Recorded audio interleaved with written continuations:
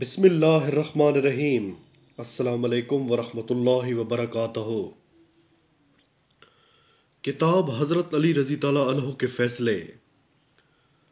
آج اس کتاب میں سے ہم آپ کے سامنے 8واں فیصلہ رکھیں گے۔ آپ سے گزارش ہے کہ ہمارے چینل کو سبسکرائب کریں، ساتھ لگے بیل آئیکن پر ضرور پریس کریں، ویڈیو کو لائک کریں، شیئر کریں۔ آج کا واقعہ ہے باپ کی ہڈی کا اثر بیٹے پر۔ آئے دیکھتے ہیں کہ حضرت علی رضی تعالیٰ عنہ نے اس موقع پر کیا فیصلہ کیا۔ روایت ہے کہ ایک بچے نے حضرت عمر رضی تعالیٰ عنہ سے اپنے باپ کے مال کا مطالبہ کیا۔ اس نے بتایا کہ میں مدینہ میں ہوں اور میرا باپ کوفہ میں فوت ہوا ہے۔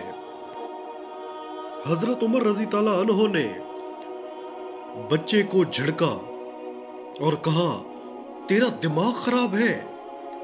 کوفہ میں مرنے والا تیرا باپ کیسے ہو سکتا ہے، جبکہ وہ اتنا بوڑھا تھا کہ قابل اولاد بھی نہ تھا۔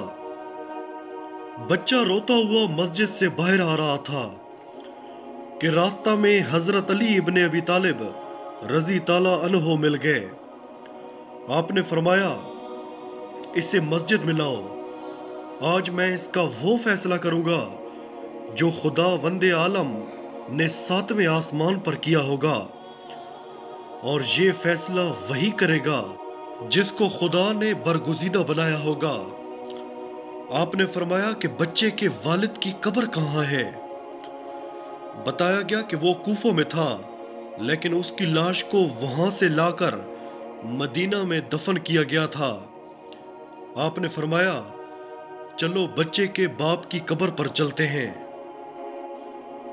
جب قبر پر آئے تو آپ نے فرمایا، اس قبر کو کھولو اور اس کی پسلی کی ایک ہڈی نکال کر مجھے دو۔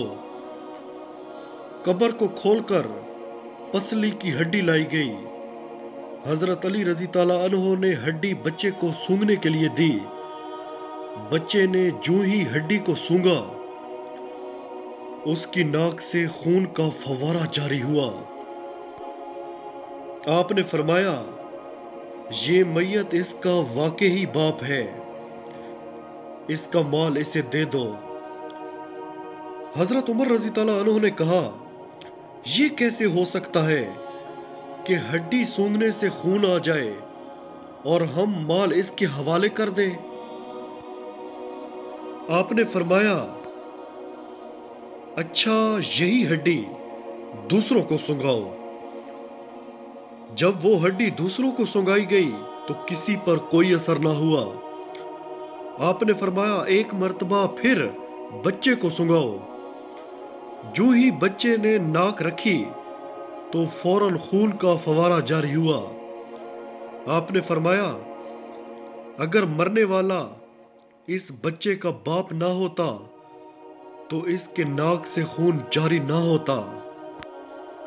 چنانچہ حضرت عمر رضی تعالیٰ عنہ نے اس میت کا تمام ترکہ اس بچے کے حوالے کر دیا۔